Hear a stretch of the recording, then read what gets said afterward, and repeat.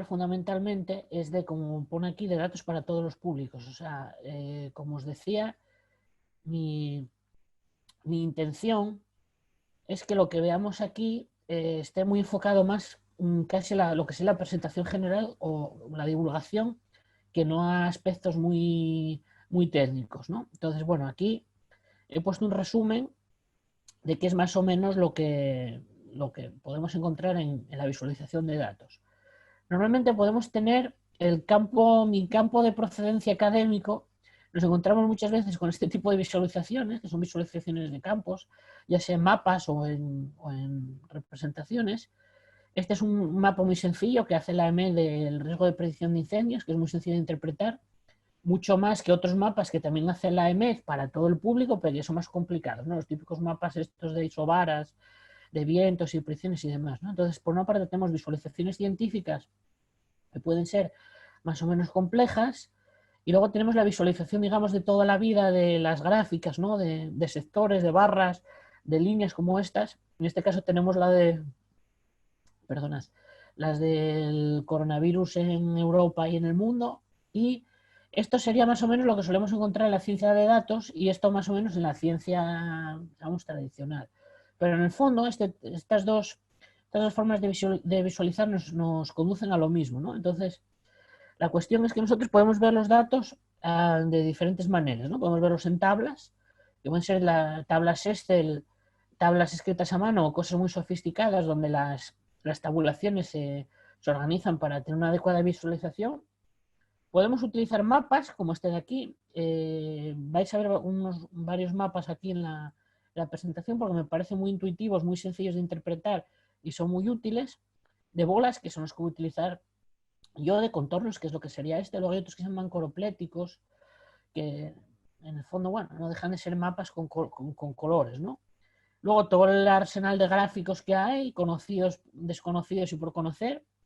Y muy interesante, que se sale un poco de lo que sería este taller, que son las infografías, que lo que hacen es mostrarnos una información pero contando una historia, ¿no? Contando un relato. Entonces, digamos que lo que yo os voy a presentar aquí son los elementos de la historia que nosotros introduciremos en una infografía para presentar la información. El problema que tiene la visualización de datos es que normalmente podemos tener dos problemas. Podemos tener muchos datos que representar. Cuando digo muchos datos, pensad que incluso aunque no tengamos Big Data, archivos que pesan poco pueden tener miles o decenas de miles, cientos de miles o millones de entradas. ¿Cómo visualizamos eso? ¿No? Si lo ponemos en puntos, que no podemos poner 1.000.000 de puntos ahí en una pantalla, ¿no? Porque no vemos nada. Entonces, la visualización de datos tiene que tener muy en cuenta la representación, digamos, técnica precisa de la información, pero también que podamos ver algo. Bueno, se pueden hacer varias cosas, se puede condensar, se pueden coger conjuntos más pequeños, y también tenemos el problema de que podemos tener muchas variables. Podemos tener 20, 30 variables que representar. Y evidentemente, si por ejemplo si vamos a hacer un gráfico poniendo puntos o figuras, colores, lo que sea, pues nosotros 5 o 6 dimensiones nuestro cerebro no las visualiza, ¿no? Entonces tendremos que de alguna manera reducir el número de dimensiones o ver qué representamos. Todos los gráficos que van a ver se fundamentan en esto. Y luego finalmente, como guía, aparte de las complejidades que queremos divulgar, me parece muy importante también lo que aquí denomino un principio metafísico, que es una cosa que comentaba el matemático, físico, abogado y de todo Leibniz en el siglo XVII, en su discurso de metafísica, nada menos, que nosotros cuando queremos representar unos puntos, queremos ver que una curva que los una, como una representación alegórica de lo que sería la ciencia o cómo hacer el conocimiento científico, lo que tenemos que buscar es siempre la curva más sencilla. Porque si buscamos una curva muy, muy compleja, no nos aporta información. Esto se puede teorizar sobre ello. Hay un matemático, que os comento aquí, Chaitin, un matemático americano, que ha escrito bastante, tanto técnico como divulgativo, sobre el tema. Y en el fondo todo se reduce a la cuestión de que los modelos de datos muy complejos aportan información, pero no conocimiento. Entonces, yo creo que esto es muy interesante, tener esto en cuenta, de que no por la visualización muy compleja, los modelos de datos muy complejos, vamos a tener más conocimiento sobre un tema. Bueno, y aquí tenéis la visualización de datos más sencilla que existe, que es la tabla. La tabla en formato Excel. Este programa, esta captura, no es de Excel, es de la aplicación de Business Intelligence de Microsoft, el Power BI, que está muy bien porque tú lo que tienes es unos datos tabulados y con un conocimiento moderado de programas tipo Excel puedes hacer visualizaciones muy chulas. Entonces aquí lo que he preparado es un conjunto de datos donde lo que hacemos es, por ejemplo, imaginad que tenemos unos datos de facturación de una empresa de cervezas, ¿no? Entonces lo que he hecho es, nosotros tenemos ahora con el confinamiento la gente, ¿no?, que te lo traían a casa y todo eso, ¿no? Entonces tenemos un vendedor de cervezas artesanas que vende packs de 12 cajas de botellines o latas de cerveza y vende pues por cada pedido pues vende 1, 2 o 3 unidades, ¿no? Entonces, bueno, aquí tenemos una visualización de cómo lo podríamos hacer. Nosotros simplemente con el pedido de la factura construiríamos un número de, digamos, de pedido, ponemos la ciudad, la provincia, el código postal y con esto ya podemos representar información. Las unidades es una variable numérica que podemos contar o representar y luego tenemos dos variedades de cerveza, ¿no? La IPA, que está muy de moda en las artesanas, y la lager de toda la vida, ¿no? Entonces, bueno, con esto ya tenemos una visualización de datos. La cuestión es, si nosotros tenemos, en lugar de 11 o 20 o 50, tenemos 2000 pedidos, ¿cómo podemos visualizar esto? Entonces es cuando entramos ya a lo que os decía, el diferente tipo de métodos, ¿no? Aquí tenemos una combinación, que es la combinación de un mapa geográfico que podemos obtener con Google Maps, con Bing, con aplicaciones de geoposición y un gráfico de bolas. Entonces, esto lo que estamos haciendo, no estamos haciendo otra cosa que superponer el mapa que tendríamos en Google Maps de nuestro móvil con esos códigos postales que se veían en la tabla anterior.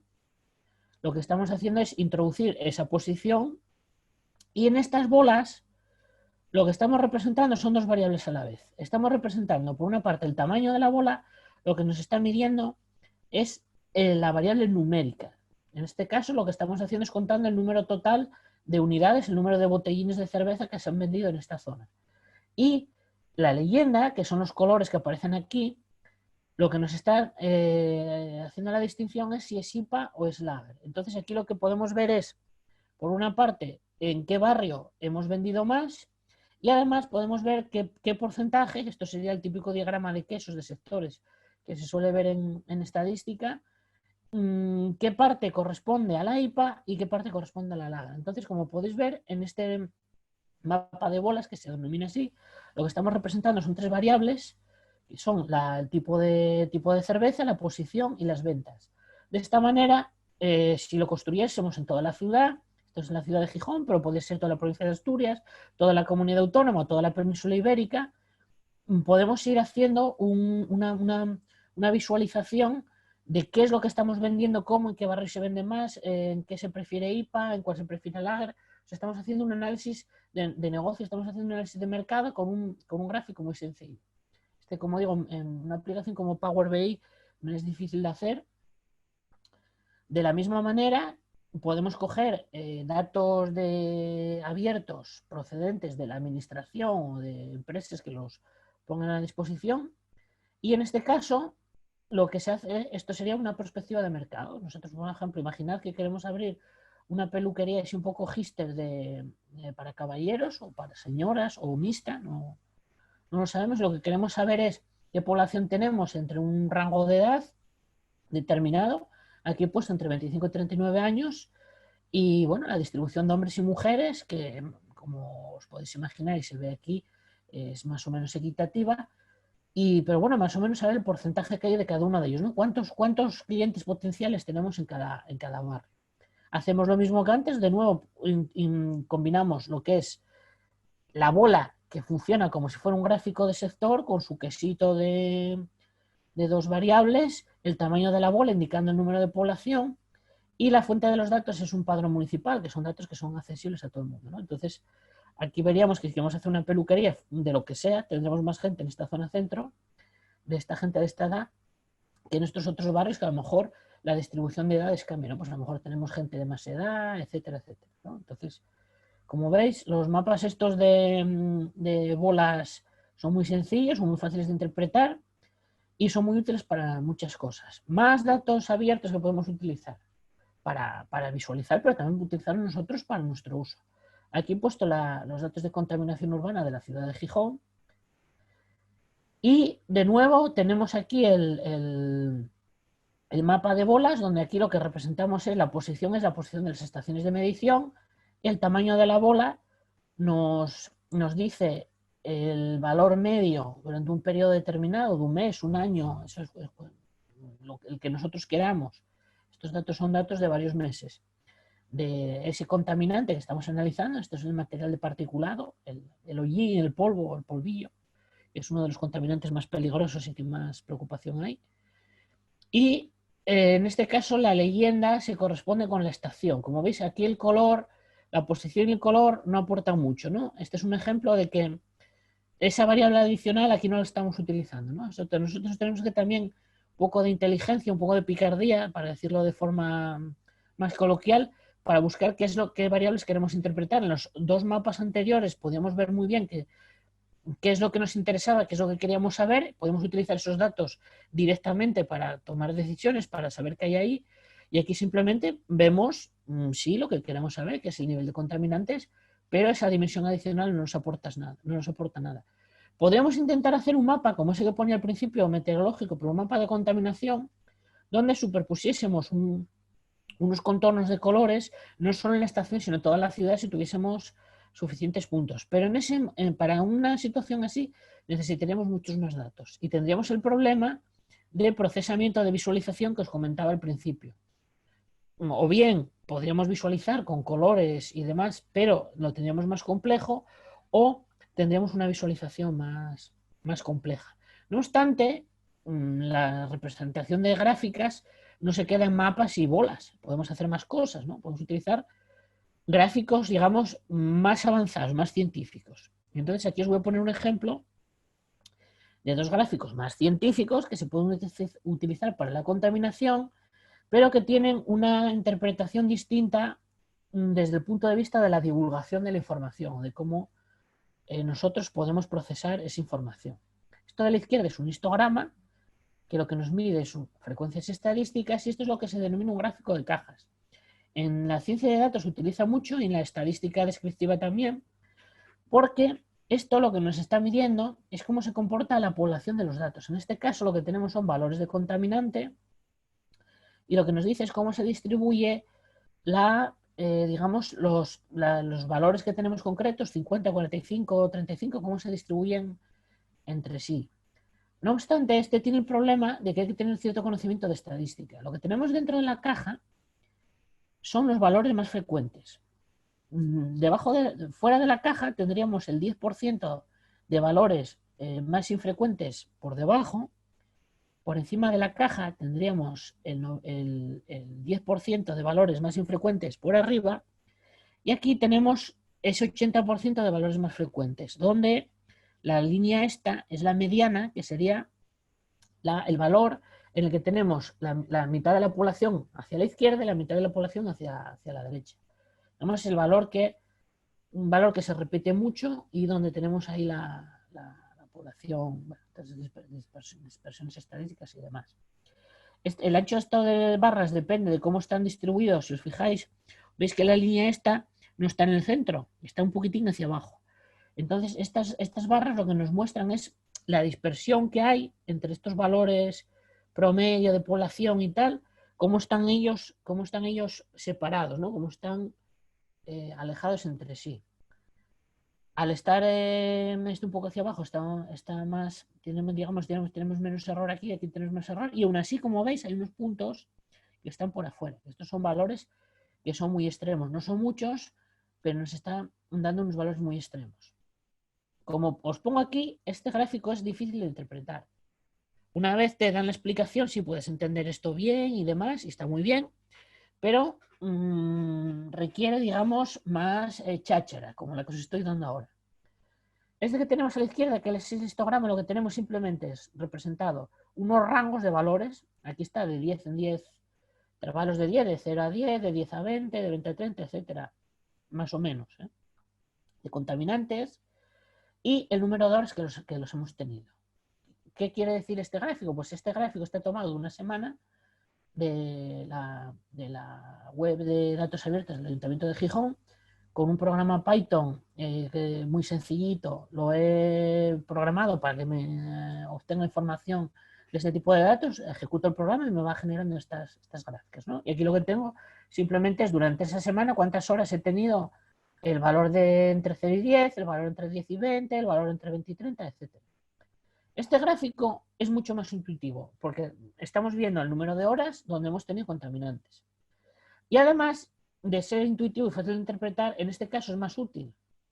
Se adapta mucho mejor a la legislación ambiental, porque lo que nos dice la legislación ambiental es que nosotros tenemos que comprobar, cuando nos pasamos para este contaminante, serían los 100 microgramos por unidad de volumen, cuántas horas ha pasado ese valor, ¿no? Si lo hemos tenido una hora, dos, si durante 24 horas ha estado varias veces seguidas. Entonces, este gráfico no solo es sencillo, sino que además es útil. Nosotros cuando representamos tenemos que ver dónde vamos a sacar más información, qué va a ser más útil y además qué va a ser más fácil de interpretar. Como digo, este es interesante, pero en este caso, para la divulgación de la información resulta mucho más conveniente. O bueno, desde mi punto de vista lo es. Bueno, y ahora vamos a bajar un poco de esta parte así más abstracta de contaminación y datos así preparados un poco a ZOC.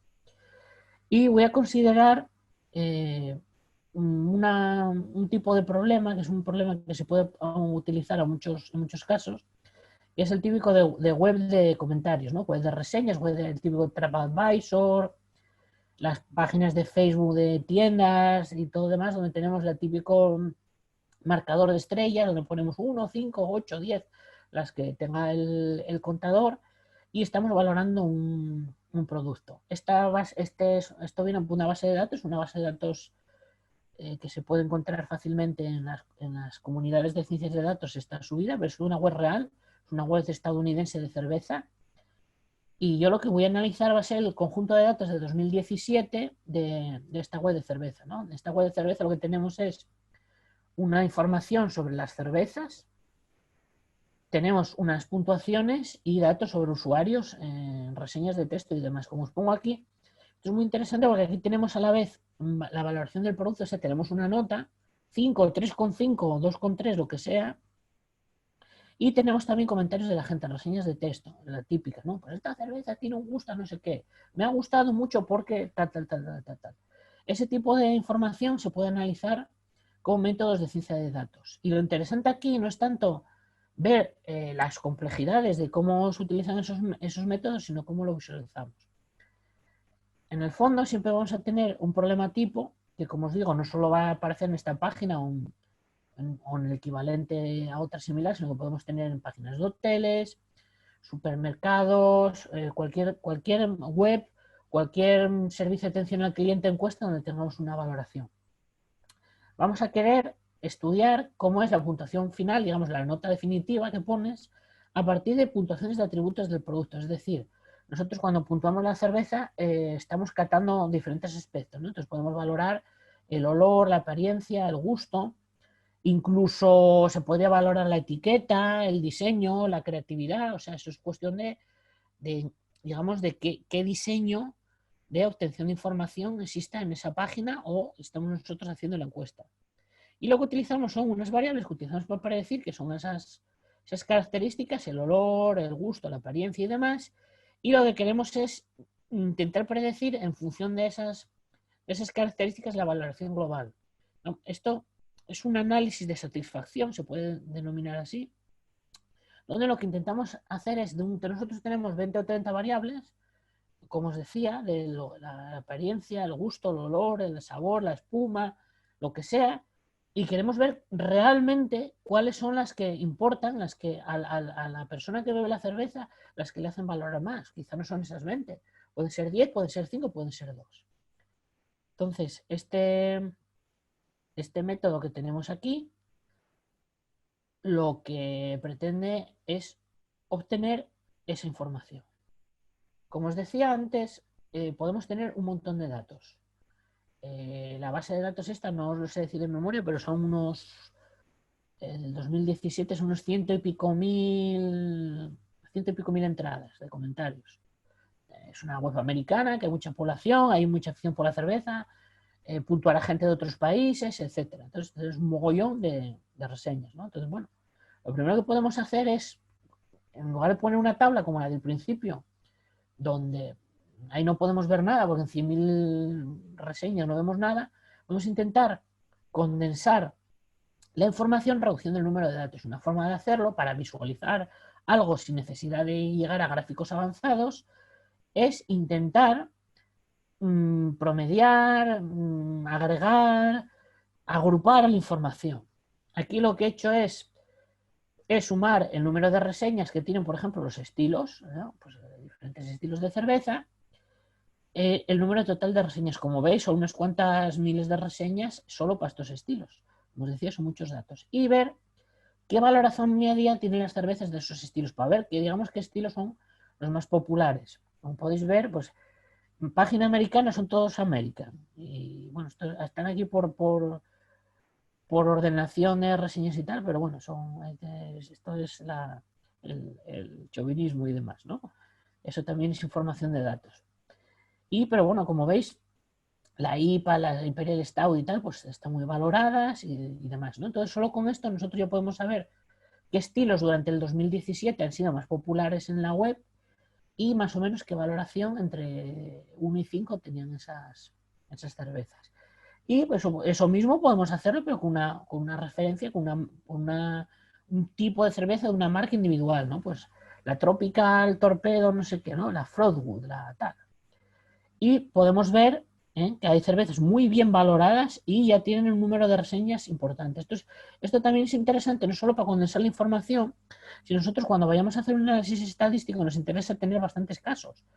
2 o 3 reseñas no son buenas para hacer un análisis de datos. Queremos tener muchas más. Aquí vemos que para todas estas que he puesto aquí, pues tenemos 100 y pico, casi 200 reseñas y bueno, con eso ya podemos hacer cosas. Lo bueno que tienen estos datos agregados es que los podemos visualizar muy fácilmente en tablas o en gráficos sencillos, pero hemos perdido información, o sea, no hay información que se ha perdido. Bueno, entonces, una forma que podemos hacer para analizar el problema es reducir el número de datos y, como os decía, también podemos reducir el número de variables. Este gráfico que veis es un gráfico de barras, el típico gráfico donde tú lo que representas es algo y mides la frecuencia o el número de apariciones o el valor numérico, lo que sea, ¿no? Digamos, en este caso aquí lo que estamos midiendo es un índice de importancia de atributos y estos son lo que os decía, ¿no? Características de la cerveza. En la web esta lo que preguntan es apariencia, olfato, gusto, experiencia y demás. Y aquí he añadido también el grado de concentración alcohólica por si pudiera ser un factor interesante porque lo tiene la base de datos a ver qué pasa. Y esto que veis aquí es la condensación de un análisis complejo de datos que utiliza inteligencia artificial. Esto es una técnica que se llama selección de atributos, donde lo que estamos haciendo es, con un algoritmo, hacer eso que os decía antes, de qué variables son las que importan más. ¿Cómo se mide eso? El algoritmo lo que hace es, tiene un índice de recepción de información que nos dice, yo cuando quiero predecir la variable objetivo con esas variables predictores, o sea, cuando yo quiero ver la valoración global que tiene la cerveza a partir de la apariencia, el olfato, el gusto y la experiencia, el algoritmo me dice, ¿qué variable me aporta más información? O sea, ¿qué variable es más importante? ¿Cuál pesa más? O sea, la nota que pesa más. El algoritmo hace sus cosas, calcula, saca sus valores y tal, y me saca un índice de información. Aquí este es un índice que está entre 0 y 1, y si estoy en 1 tendrá una contribución muy importante, aporta muchísima información para predecir, y si está en 0, nanay de la China. Como veis, este está muy cerca de 0, no es 0 exactamente, pero está lo suficientemente cerca para que directamente no aparezca ni la barra, ¿no? Entonces, esto es inteligencia artificial, esto tan sencillo que estés viendo es el resultado de inteligencia artificial. Lo recalco porque a veces me encuentro con propuestas a clientes que, bueno, parece que la inteligencia artificial tiene que ser el deep learning y cosas así muy súper elaboradas, y esto me parece sencillo, en realidad es inteligencia artificial y nos está aportando mucha información. Y en un gráfico simple, lo que os decía, gráfico sencillo, intuitivo, que nos aporta mucha información, estamos viendo lo que queremos saber, que es que el olfato, el gusto y la experiencia influyen y la apariencia parece influir poco, o sea, que la cerveza se vea oscura, clara y demás, no parece influir mucho. El olfato sí, hay que ver también el smell en inglés, cómo lo interpretaban los de la página, pero bueno, el olfato ya veis que tiene mucho que ver también con el gusto. Quizá estas variables habría que separarlas y definir otras nuevas, ¿no? Es decir, pues dulzor, amargor, demás, hace referencia a la espuma, al gas carbónico y demás, pero bueno, esto está así. Y vamos a ver ahora en la siguiente gráfica si es suficiente información o no. Y la experiencia parece que influye un poco menos, pero bueno, todavía tiene un peso, ¿no? Todo parece indicar que lo que más influye es el olfato, el gusto y la experiencia. Una vez sabemos esto, ¿qué podemos hacer con los datos? Bueno, como os decía antes, ya sea para visualizar o para calcular cosas, lo que vamos a hacer es reducir dimensiones, reducir variables que no nos interesan.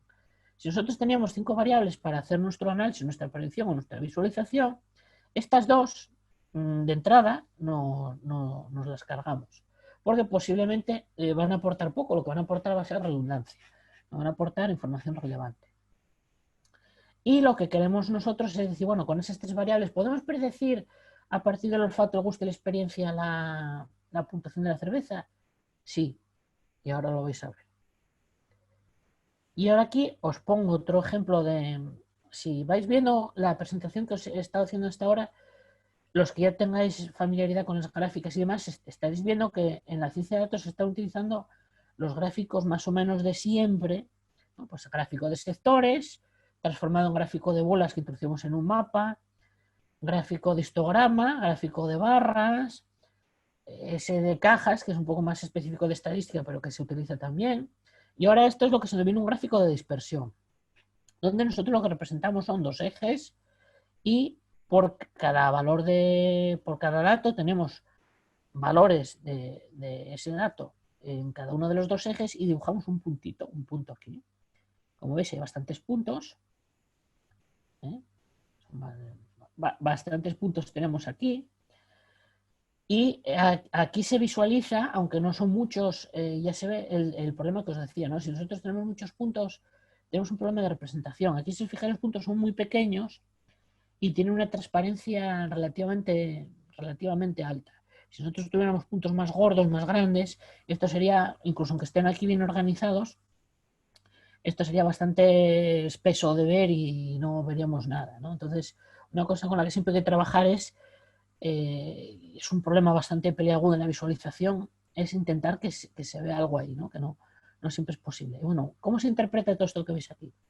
Esto lo que hemos hecho es, hemos metido otro algoritmo, de esos de inteligencia artificial, que lo que nos hace es, técnicamente se denomina un problema de regresión, y lo que intentamos es ver, predecir esas puntuaciones que son continuas, están entre 1 y 5, pero hay valores intermedios, la base de datos es así, hay 3,2, 4,5, 2,3 y demás.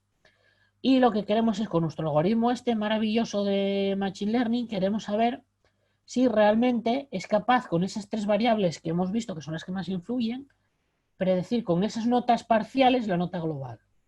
Y eso lo podemos ver representando en un eje, representamos el valor de la nota global real, el que tiene la tabla de datos, las puntuaciones que ha puesto la gente en la web real, y en el otro eje lo que ponemos es la predicción que nos hace nuestro modelo. O sea, con esas 3 puntuaciones de aspectos particulares, ver si realmente ha sido capaz de predecir el valor global. Si la predicción fuera perfecta, con una precisión infinita, maravillosa, y lo más de lo más, tendría que caer todos los puntos en la línea esta roja, que se corresponde a la equivalencia total de valores, ¿no? Si os fijáis, 1, 1, 2, 2 y demás. Como podéis ver, los puntos se aproximan bastante, tienen un error, pero se aproxima muy bien. Esto que pone ahí es un indicador de error, hay diferentes indicadores, da igual, para cada problema hay que utilizar algunos, ¿no? Porque depende un poco de qué tipo de error tenemos, cómo dispersan los datos, pero vemos que por lo menos este cuantificador de error nos da un valor pequeñito, ¿no? Nos dice que, bueno, que parece que aquí muchos datos más o menos los aproxima muy bien la puntuación.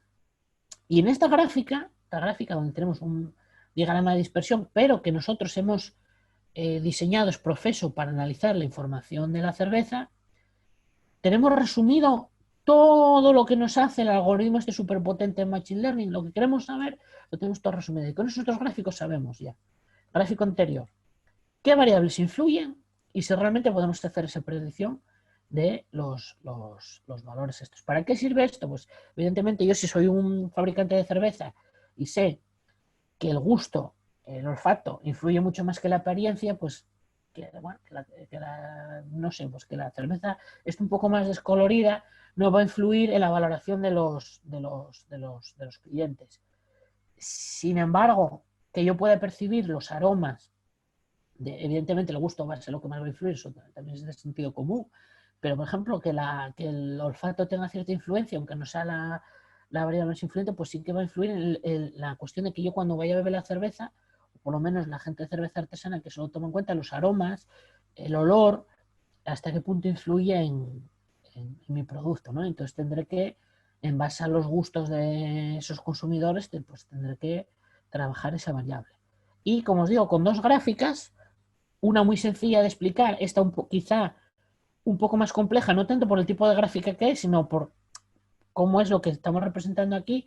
Podemos obtener muchísima información. Y en un informe de ciencia de datos, si os hiciese un informe de ciencia de datos, posiblemente para muchos problemas lo que ibais a visualizar vosotros iba a ser esto, y lo que tenemos que meter en la infografía sería algo así, o algo que represente esta información, quizá de otra manera más intuitiva, pero la información más importante, más interesante, más básica, pues estaría introducida aquí.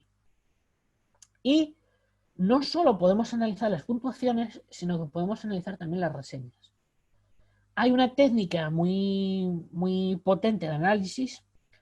Existe toda digamos, una artillería de minería de textos, donde lo que hacemos es analizar datos cuantitativos, o sea, contar cosas, sacar números, cosas que podamos medir de textos, en este caso de las reseñas. También existen métodos un poco más cualitativos, donde al final siempre tú necesitas obtener números para obtener los resultados, pero que no están centrados tanto en sacar los números como a sacar percepciones. Eso se denomina análisis de sentimientos. Por ejemplo, cuando tenemos en Twitter un tweet, podemos nosotros ver si esa persona, podemos intentar deducir o inducir, depende de y filosóficamente cómo lo queréis interpretar esto.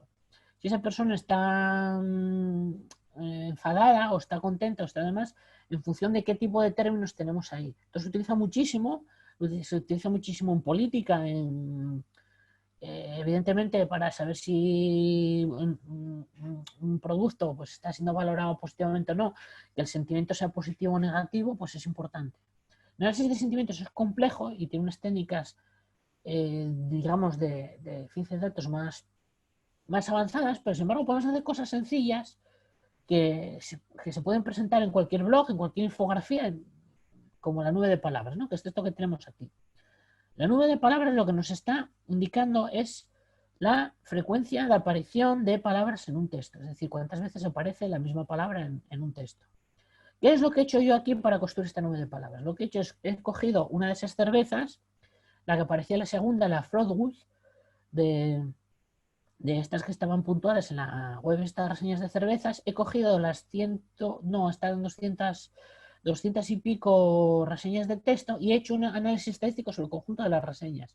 Es decir, yo he cogido otro conjunto de las reseñas y estoy buscando qué términos se repiten entre todas las reseñas. Eso podía hacerlo reseña, en textos más amplios, etc. ¿No? Aquí lo que nos interesa es tener una visión de conjunto de esa cerveza, esa referencia de cerveza, qué palabras son las que más aparecen con más frecuencia.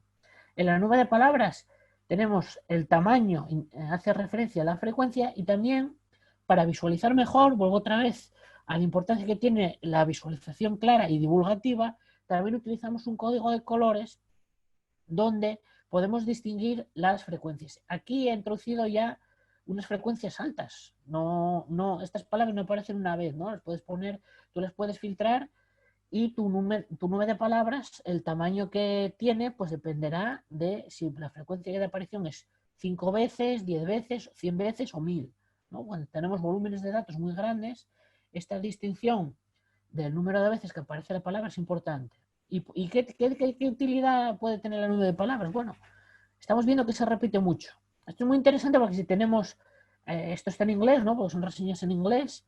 Si apareciese mucho good o bad o algo así, o sea, bueno, malo, tal, ojo, o sea, ojo, cuidado, porque ahí lo que nos está diciendo es que este producto está bien valorado, está mal valorado. Si en lugar de poner la mejor cerveza de puntuación hubiésemos puesto la peor, seguramente por aquí aparecería bad, no sé qué, palabras que harían referencia a cosas malas, ¿no? Esa parte que os decía de sentimientos. Aquí simplemente estamos haciendo el contaje de palabras, pero es interesante porque aquí aparecen cositas que está muy bien, ¿no? Es decir, cherry, cerezas, por alguna razón, no. Yo, cuando me pongo a hacer este análisis, en principio no he mirado qué cerveza era, no sé de qué está hecha. Lo que parece que tanto cereza, indica que posiblemente aquí lo que había era cerezas o algo así, ¿eh? en la cerveza. Si os fijáis, aquí pone flavors, ¿veis? ¿Os acordáis qué variables son las que más? Aquí habla un like, que parece algo, habla algo del color, habla de head, de cabeza. Habría que ver en qué contexto aparece, pero posiblemente lo que se refiere es una cabecera, bueno, una cerveza cabecera. Y aquí parece oak, y algunas cosillas por ahí. Dices, uy, esto está haciéndonos aquí referencia, bueno, a maderas y a tal, cosas. Esto, ¿qué será esto, no?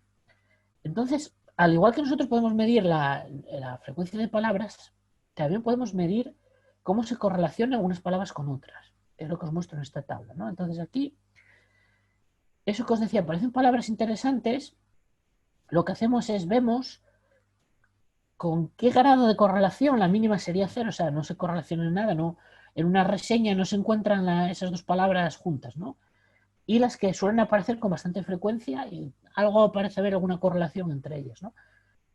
O la máxima, que sería 1. Y aquí, por ejemplo, tenemos que la cereza esta que nos aparecía se relaciona con bourbon, con arce, con sensación en la boca, de hecho la palabra inglesa es mouthful, habla de un bocado, habla de agradable, y luego aquí volvemos a la cabeza, que es la cabecera o cabezado, no sé. Habría que ver reseña a reseña cómo nos aparece. Aquí lo que estamos viendo nos está diciendo lo que la gente asocia con la cereza. Probablemente lo que aquí estamos reflejando tanto la relación de bourbon o la relación de cereza, nos está hablando de diferentes aspectos de esa cerveza. Esa cerveza llevará cereza, estará envejecida posiblemente en una barrica de arce donde se envejece bourbon, o lleva bourbon, o algo así, ¿no? Entonces ya nos está dando bastante información de la cerveza.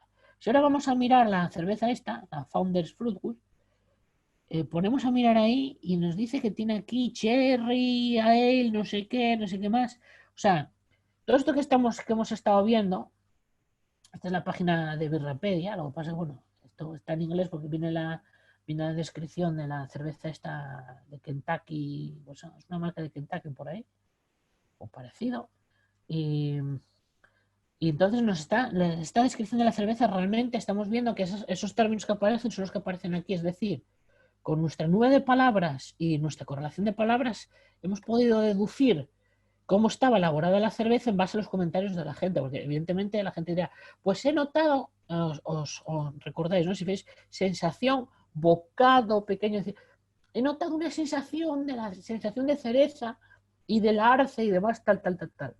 Y posiblemente esa pequeña sensación de cereza, bocado de no sé qué, es muy importante para que la cerveza esté muy bien valorada y esté en alto de la lista. Porque, si recordáis, aparte del gusto, el olfato, el smell, tenía cierta influencia y posiblemente esos regustos, esos retrogustos que dicen los catadores y demás, son muy importantes y han sido muy importantes en la cerveza. Esto es un análisis muy superficial pero si profundizásemos, incluso utilizando técnicas tan sencillas de visualizar como una tabla y un gráfico de una nube de palabras, que es un gráfico muy sencillo, las tablas más sencillas y el gráfico, podemos representar la visualización de un resultado final de un análisis muy complejo de Machine Learning, donde hemos obtenido información realmente de un producto real. Un producto que, como digo, pensad que en lugar de cerveza, pues sea un hotel, sea cualquier producto o cualquier análisis de satisfacción de clientes, de funcionamiento de una empresa, lo que sea, ¿no? Entonces, yo creo que este tipo de visualizaciones sencillas son muy interesantes para la gente que tiene interés en proyectos, porque son más sencillas de hacer, o puede encontrar información plasmada en ese tipo de visualizaciones en la red o en informes y demás, y puede obtener una información de la que puedes traer fácilmente conclusiones. Seguimos con la bebida y vamos a ver otro ejemplo de el método ese que decía de reducir dimensiones, de ver qué variables son las que influyen, pero vamos a considerar otro caso. Esto es una base de datos que se utiliza mucho en las comunidades de ciencia de datos, es una de las preferidas.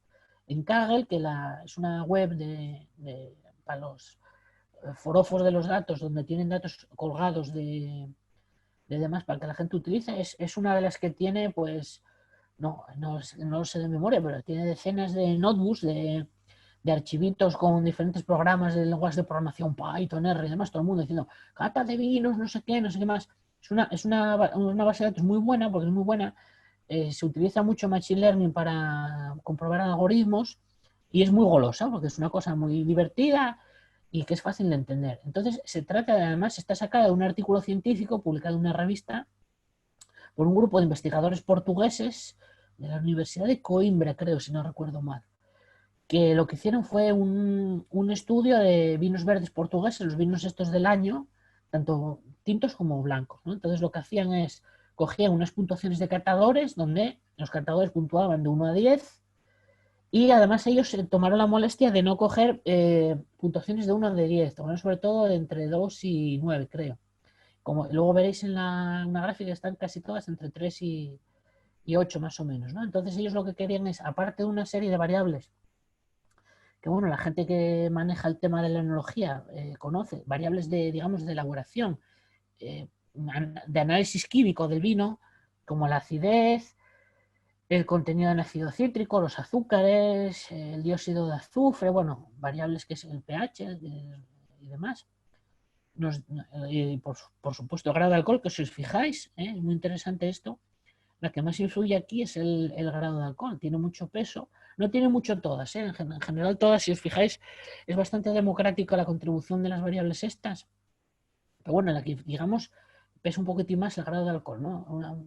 Parece ser que los vinos con más graduación suelen gustar a la gente, o quizá en ciertos vinos prefieres lo contrario, ¿no? Que el vino tenga menos graduación, ¿no? Entonces, bueno, esta gente hizo un análisis estadístico y tal, y yo lo que he hecho es cogido la base de los vinos blancos y he pues aplicado el mismo método. Entonces podemos saber aquí, imaginad que en lugar de ser vino fuese cerveza, fuese sidra, fuese un zumo, lo que sea. Entonces nosotros como fabricantes, en base a lo que nos hacemos un estudio con catadores y podemos saber qué son las variables que más influyen. Entonces en nuestro proceso de producción, si sabemos que el grado de alcohol es importante, vamos a fijar muy bien el grado de alcohol, porque a lo mejor fijar esa variable implica no tener tanto control sobre otras variables de la elaboración. Eso ya es un conocimiento que debería tener el productor. Y esto es otro híbrido de presentación de datos muy interesante, muy bonito. Esto se llama matriz de confusión, es otro resultado de presentación de Machine Learning complejo, pero aquí lo que tenemos es un gráfico que en realidad es una tabla que en realidad es un gráfico, donde lo que hacemos es, aquí lo que hemos intentado es clasificar. Como tenemos unos valores muy concretos de puntuación de los catadores 1, 2, 3, 4, 5, 6, 7, 8, no queremos que nos prediga un número continuo, sino que nos diga, ¿tú qué puntuación has puesto? 1, exactamente. 2, exactamente. 3, exactamente. 4, exactamente. Y lo que hacemos aquí es una tablita donde lo que ponemos es en cada casillero, comparamos el valor que nos ha predicho el algoritmo este, nos ha predicho, por ejemplo, aquí nos ha indicado qué predicciones del algoritmo son de una valoración de 6 y a la vez son 6 predichas, pero 7 reales. De esta manera, en esta gráfica, los que tenemos en la diagonal son los casos donde ha acertado el algoritmo. Y estos que hay por aquí, y en el resto de la tabla que no son diagonales, son los casos donde ha fallado. Si os fijáis, en este caso parece que no es muy buena la previsión, son 0,67, pero en realidad es bastante razonable teniendo en cuenta lo que estamos haciendo. Si hubiéramos hecho un problema como el de la cerveza de predicción numérica, hubiéramos obtenido un resultado mejor.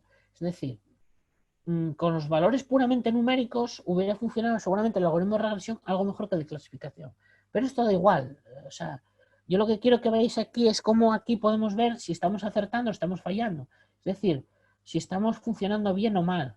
Nosotros podemos probar aquí diferentes algoritmos de cálculo, diferentes algoritmos que nos hagan predicciones de las cosas, y unos funcionarán, tendrán pues un acierto del 75%, del 80 al 90%, y otros quedarán en el 50%. Lo que quiero que veáis es cómo con una simple tabla podemos otra vez ver todos los resultados sin tener mucha información. Porque esta tabla no solo nos está diciendo si acierta bien o mal. El porcentaje en sí mismo es una información que, en fin, está bien, pero nosotros queremos saber los falsos positivos y los falsos negativos.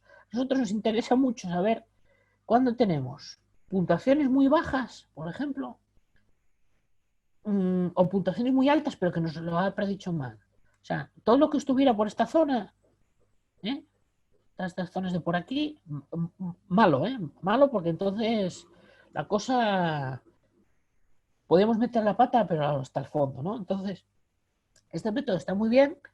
Es cierto que a diferencia de otras gráficas que os he puesto antes, quizá hay que explicar un poco más en qué consiste, pero pensad que en un informe o en una infografía, con su parrafito de tal, una vez lo entiendes, también lo entiendes con más facilidad. Es decir, la complejidad aquí está en la complejidad que estamos utilizando para calcular, en entender lo que es el algoritmo, eso que hablan del aprendizaje, bla, bla, bla, bla, bla, bla. Pero nosotros para ver la información al final, para analizar nosotros, para utilizar para nuestro proyecto, información, al final lo que nos interesa es esto de aquí, la información final. Y luego ya para rematar ya y para terminar aquí ya otro ejemplo de la no va más, porque esto ya son métodos muy avanzados. Esto se llama métodos de clustering, de agregación. Esto lo que he analizado es una encuesta turística. Es una encuesta turística que realiza el Servicio Estadístico del Principado de Asturias. Y aquí lo que se representa es lo que os decía, un diagrama de estos de dispersión, el número de noches que está en turista y lo que gasta en total, ¿no? Y entonces aquí en este gráfico lo que se está representando a la vez es unos puntos, pero esos puntos se están buscando patrones. De manera que las representaciones, que haya dos colores, que hacen referencia a estos números que hay aquí, que tenemos dos grupos de turistas, estos puntos rojos pues son como el centro, digamos, el caso promedio, ¿no? Que sería este de aquí. Estos de aquí son estos, ¿no? Este es el de, digamos, la persona que está 5 días, una semana y gasta poco. Y aquí está la persona que está todas las vacaciones de verano y gasta más, ¿no? Entonces, con esos métodos de análisis, de clúster y no sé qué, que os digo que se denominan así, hemos podido nosotros separar los datos. Lo que hacemos es visualizar eso de una forma gráfica y lo que utilizamos es todas esas herramientas que hemos estado viendo, vamos cambiando el color, vamos cambiando el tamaño, vamos además para visualizar los datos. Y todo esto no es más que el principio. O sea, como veis, esto es digamos, el fin de todo, del proceso de análisis, pero en el fondo, esa información, ¿cómo la organizamos? ¿Cómo utilizamos todos esos mapas? Por ejemplo, podemos tener, imaginad, tenemos el mapa ese de la cerveza, tenemos un mapa de puntuaciones, una nube de palabras y demás, ¿cómo lo organizamos? ¿Cómo lo traducimos? Porque habéis visto que algunas gráficas son fáciles de traducir y otras no. Entonces, quiero terminar la presentación insistiendo en que la parte de diseño, de comunicación, de divulgación es tan importante como los propios datos, como la propia representación. Es importante tener rigor científico y está muy bien. No va más de los datos y está muy bien todo el 50.0 con los datos de no sé qué, no sé qué más, pero es muy importante que sepamos comunicar bien. Posiblemente habrá cosas que os he dicho aquí que os habrá sonado chino, otras la habéis entendido bien, y todo el demérito que pueda haber es de mi falta de capacidad para comunicar o bien de la dificultad o la falta de capacidad que se induce por la complejidad de los datos. Esto creo que es muy importante tenerlo en cuenta, y que aquí no solo es cuestión de analizar y hacer gráficos y demás, es cuestión de también es organizar, de hacer infografías de cómo nosotros se pueden presentar los datos, cómo los vamos a leer. Porque nosotros al final, incluso los que los generamos estas informaciones, somos usuarios, no somos expertos en todo. Y tenemos que entender esto con sencillez, ¿no? En una hora no se pueden poner más ejemplos, pero bueno, para que veáis un poco cómo es el tema. Y como os digo, es tan importante vamos, la divulgación como el análisis puro y duro. Y ahora, si me da tiempo, creo que sí, está muy bien, si queréis buscar información sobre datos y demás, está muy bien esta página del gobierno, datosgov.es, que es un portal donde tenéis todos los datos abiertos que se pueden consultar, de padrones, de gastos, de electricidad, facturas y tal, que está muy bien para la gente que tengáis ideas para proyectos si encontráis datos. Y también está muy bien porque tiene unos documentos muy chulos y muy potentes, que aunque se centra más en digamos, en el Open Data en genérico, también los hay de específicos de visualización, de cómo preparar tablas. Por ejemplo, está preparado además por un compañero mío de facultad de física, Alejandro Alija, que es un crack en esto, donde aquí os explico un poco lo que os decía de análisis de sentimientos y ese tipo de temas, y está muy bien, ¿no? Tenéis aquí uno este está más centrado para la gente que elabora data por administraciones o empresas y demás, pero yo creo que puede ser muy útil. Otro autor también que tiene bastantes artículos aquí, que tiene contribuciones interesantes, donde te explica cómo hacer una tabla como la del principio, ¿no? Bien hecha, ¿no? Cómo poner las variables y demás. Bueno, yo creo que está bien que es un vistazo a todas estas cosas para que, más allá de lo que se pueda explicar en un taller como este, pues podáis tener un conocimiento más específico de las cosas, ¿no? Bueno, y ahora, si tenéis alguna pregunta, veo aquí que hay algunos que estáis lamentando que no podéis seguir, pero bueno, ya estamos terminando. Yo creo que ha sido interesante. Y bueno, si tenéis alguna... perdonad, me comentáis que estaba la... Espera, os lo pongo aquí por el chat y así ya no... Ya no...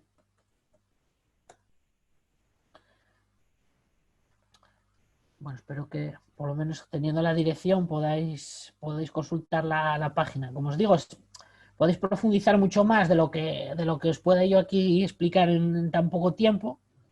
Y está muy bien también para que sepáis un poco las herramientas que hay, qué programas y demás, porque aunque uno no tenga intención de dedicarse específicamente al análisis de datos y demás, como usuarios, ya no digo como usuarios de creadores de proyectos y demás, sino incluso como usuarios de día a día, pues esto es interesante, ¿no? Como veis, ahora que estamos con lo de la COVID, tanto día apareciendo gráficos en la televisión, en los periódicos y tal, pues ¿no? Tener un conocimiento de cómo se interpretan. Por ejemplo, se habla mucho de términos técnicos, ¿no? Pues hay tertulias que hablan, no, es que los datos están agregados o sin agregar. Eso es agregar. Agregar es lo que os he enseñado antes, de cuando hacía lo de las reseñas, de que en lugar de mostrar todos los datos, pues hacía un promedio de la puntuación o sumaba el número de reseñas. Es decir, por ejemplo, nosotros no es lo mismo tener los datos de toda España que tener los datos por provincias, por pueblo, por ciudad, etcétera, ¿no? Entonces, tener un conocimiento básico de términos técnicos y de figuras y demás, pues puede ser interesante para el desenvolvimiento de la vida diaria, y es muy interesante en la hora de hacer proyectos tener este tipo de cosas. Yo, por lo que me comenta la gente que hace asesoría por ejemplo, asesoría para emprendedores y demás, pues el hacer el estudio de mercado, ¿no? Lo típico de escoger la ubicación del local donde vas a poner la tienda o el negocio, tal, pues es muy interesante. Y a veces simplemente con unos datos de padrón, como esos que enseñaba, de población, de edad y de tal, que son datos públicos por parte de muchos ayuntamientos, los puedes encontrar en servicios de datos abiertos, pues ya puedes tener una información de cosas, ¿no? De qué barrio puede ser, y eso te puede ayudar a no perder dinero y a no meter la pata pensando, voy a hacer una tienda para niños en un sitio donde la población entre 0 a 10 años es muy baja, ¿no? Entonces ese tipo de cosas yo creo que son útiles. si no sabes hacer el mapa ese, pues al final los datos esos, mirando la tabla que te va a poner el número de gente, pues lo puedes hacer haciendo la cuenta a la vieja. Y entonces eso también no deja de ser visualización y análisis de datos. No penséis que analizar datos es coger ahí y hacer ese algoritmo como el de la cerveza con la gráfica de dispersión. A veces se pueden hacer cosas más sencillas. Espero haberos dado por lo menos alguna idea, alguna sugerencia.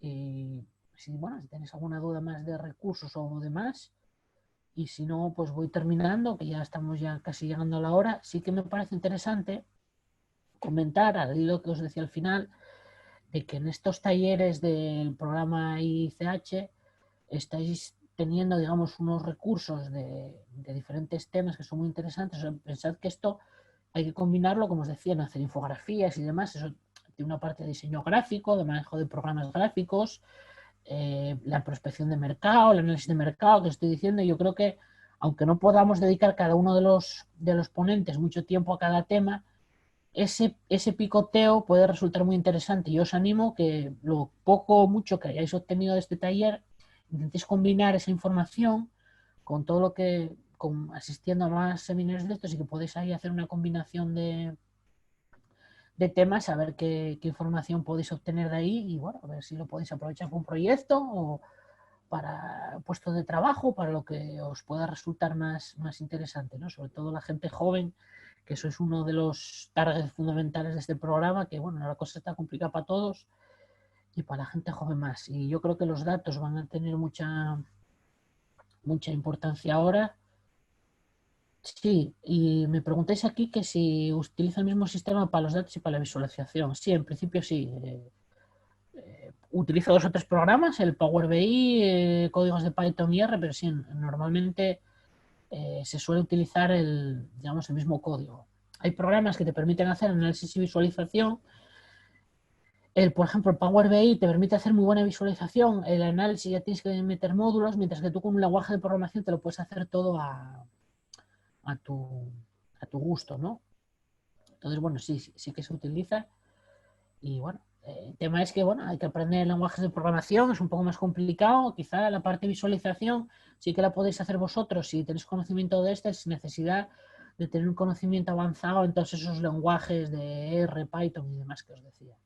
No obstante, bueno, el Power BI requeriría un par de tallerinos como este para 2 o 3 horas para ver cómo se cargaría unos datos tipo este, cómo hacer, por ejemplo, un mapa, como el que os dibujaba y demás. No es difícil, pero bueno, hay que familiarizarse un poco con el programa. Y sí, me parece interesante, a mí me parece una pregunta muy adecuada e interesante, porque sí, la verdad es que esto es un poco peliagudo y a veces todo el proceso es complicado, ¿no? Pensar que por una parte tienes la parte, digamos, de análisis, demás, luego hay que visualizar, tienes que ajustar el gráfico, tiene que ser presentable, tiene que ser atractivo. A lo mejor no siempre el programa te lo hace atractivo, unos programas te lo hacen más atractivo, otros menos, unos te requieren más tiempo de... Es complejo. Bueno, ya estamos en la hora. Tenéis una última duda rápida y si no, pues como digo, os animo a entrar a esta página que os he puesto aquí en el chat, el datosgo.es. Entréis ahí, veréis esos programas que me preguntabas, veréis, te explican un poco. De hecho, uno de estos, uno de los de Alejandro Lija, de hecho, es específico de eso, explica qué programas se utilizan y para qué. Y bueno, espero que os haya resultado interesante, provechoso y que os haya entrado el gusanillo de este tema de la visualización de datos. Sin más, muchas gracias por vuestra atención. Y como os digo, seguid apuntándoos a estos talleres, que creo que podéis sacar mucha información interesante sobre ella. Muchas gracias.